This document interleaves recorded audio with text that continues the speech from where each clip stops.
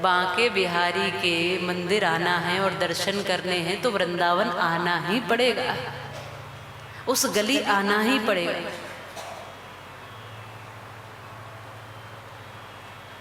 पर हम तो दूसरी दूसरी गली घूम रहे हैं, फिर कहते हैं ये मिलता नहीं है। हमारी खोज सीधी सीधी होनी चाहिए। वो आपने लाइनें सुनी होंगी, जिस गली में तेरा घर न हो बालमा, उस गली से हमें तो गुजरना नहीं। पर हम तो उन्हीं गलियों में गुजर रहे हैं। जो करते रहोगे जतन धीरे धीरे, कोई काम दुनिया में मुश्किल नहीं है। लगातार करत करत अभ्यास ते जड़ मति होत सुजान रसरी आवत जात ते सिल पर पड़त निशान। लगातार धीरे धीरे रे मना धीरे सब कुछ होए, और माली सींचे 100 घड़ा पर ऋतु आए फल हो।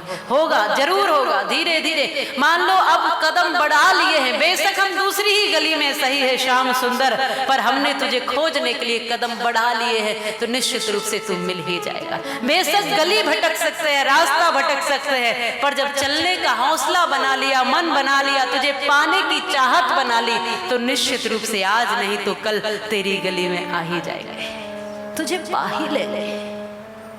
जो करते रहोगे जतन धीरे धीरे। और ये कथा जब ज्ञान वैराग्य भक्ति ने सुनी आनंदित हो गए। ये कथा जिसने सुनी आनंदित हो गए।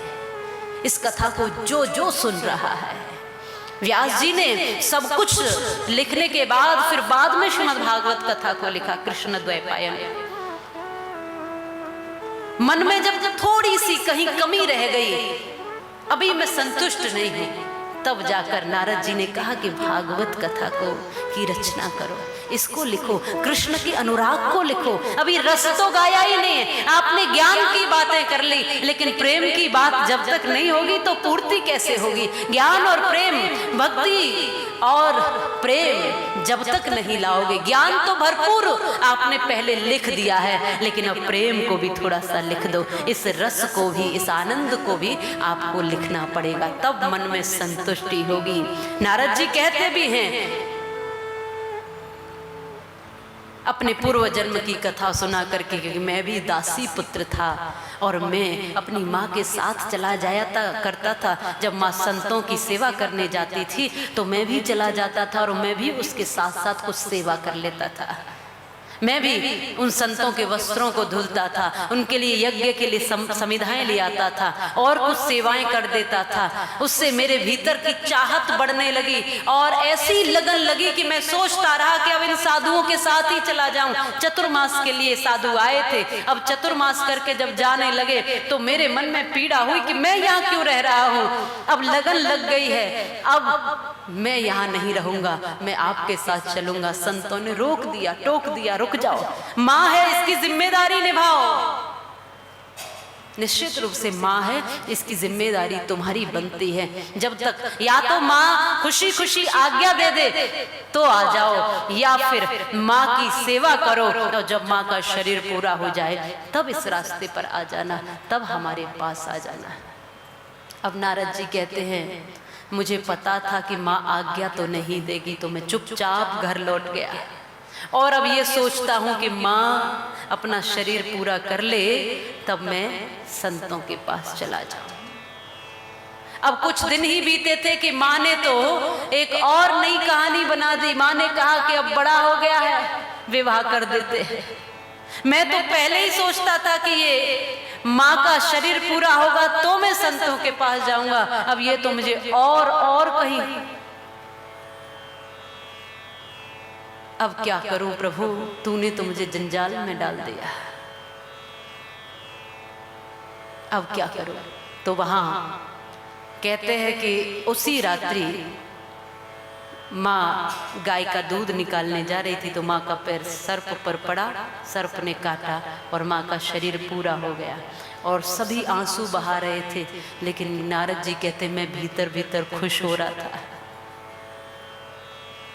लोगों को दिखाने के लिए मैं सोच रहा था कि रोना तो पड़ेगा, लेकिन मेरा मन तो पहले ही संसार से दूर जा चुका था। मैं तो एक रिश्ते निभा रहा था, पर मैं मन में रोज ये सोचता था, प्रभु कब संतों का सानिध्य मिलेगा, कब यहाँ से आप संतों के पास आऊंगा, कब ऐसा मिलेगा। लेकिन दुनिया क्या कहेगी ये सोचकर थोड़ा सा मैं रोया।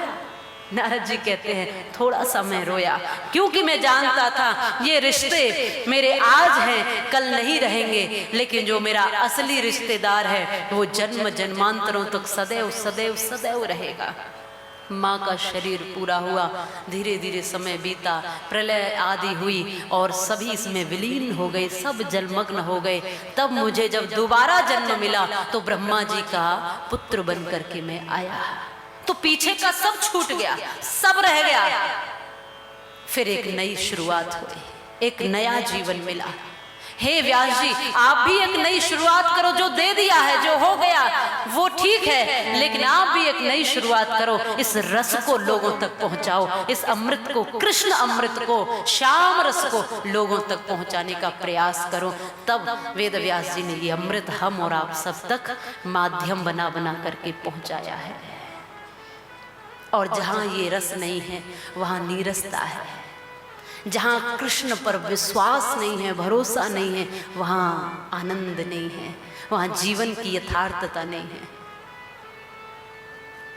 दो लोग हैं महाभारत काल में कृष्ण के समक्ष, अर्जुन और दुर्योधन।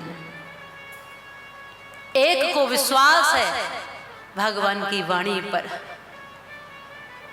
और एक भरोसा करता है अपने बल पर।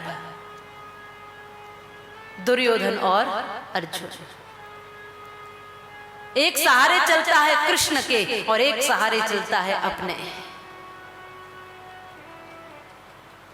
कृष्ण के सहारे चलोगे तो कभी अहंकार नहीं आएगा, पर अब मैं स्वयं चल रहा हूं, मेरा बल काम आ रहा है, मेरी बुद्धि काम आ रही है, मेरा शरीर काम आ रहा है। जब ये सोचते हैं तो अहंकार होता है। कल विषय रखा था कि क्यों ये सीना चौड़ा होता है, क्यों हम अकड़ जाते हैं, यदि कुछ अच्छा करते हैं तो क्यों अकड़न आ जाती है। क्योंकि हम कर रहे हैं, ये हम मान चुके हैं, ये मैं कर रहा हूं, मेरे जैसा कोई करके तो दिखाए, मेरे जैसी व्यवस्थाएं कोई बना के तो दिखाए, तो अकड़ स्वाभाविक है। लेकिन जब ये सोचते हैं प्रभु ये इतना सुंदर, मेरा श्याम सुंदर इतना सुंदर है, तो उसकी व्यवस्थाएं कितनी सुंदर होंगी, ये तो वही करने वाला है, ये तो वो कर रहा है, मैं करता कहाँ हूं, मेरे से कुछ होता कहाँ है। प्रभु हम हैं करने वाले तो अकड़ है, और हम नहीं है करने वाले तो शरणागति है। दो लोगों में यही अंतर है, इसको बल पर अहंकार है, जबकि अर्जुन भी कम योद्धा नहीं है, बलवान तो वो भी है, लेकिन मेरा बल, मेरी भुजाओं की शक्ति, मेरे गांडीव की ताकत मेरे कृष्ण से है, मुझसे नहीं है। मेरे बाजुओं में जो शक्ति है वो मेरे कृष्ण से है, इसलिए सब उनके चरणों में समर्पित है। महाभारत के युद्ध के लिए दो लोग आए हैं भगवान कृष्ण से सहयोग लेने के लिए, अर्जुन और दुर्योधन।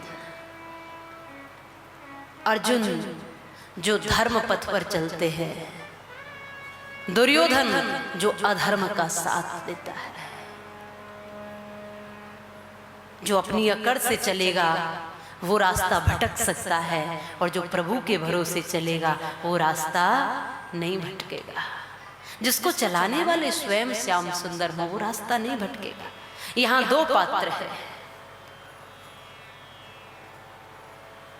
दोनों पास आकर बैठते हैं, दोनों से ही भगवान पूछते हैं क्या चाहिए। महाभारत के युद्ध की तैयारी है, तो युद्ध के लिए क्या चाहिए। अर्जुन भी मांगता है, दुर्योधन भी मांगता है, दोनों को कुछ न कुछ परमात्मा से चाहिए। हम जितने भी लोग हैं, हम सबको ईश्वर से कुछ न कुछ चाहिए। दुर्योधन को पूछा तुम बताओ क्या मांगते हो। एक तरफ मैं, एक तरफ मेरी पूरी सेना, पर मेरी सेना खूब युद्ध करेगी, बलवान सेना है, और मैं युद्ध नहीं करूंगा, मैं शस्त्र नहीं उठाऊंगा, महाभारत के लिए मैं युद्ध नहीं करूंगा, बताओ क्या चाहते हो। क्योंकि दुर्योधन यहां से चलता है, उसने कहा कि मुझे सेना दे दीजिए, आपका क्या करूंगा।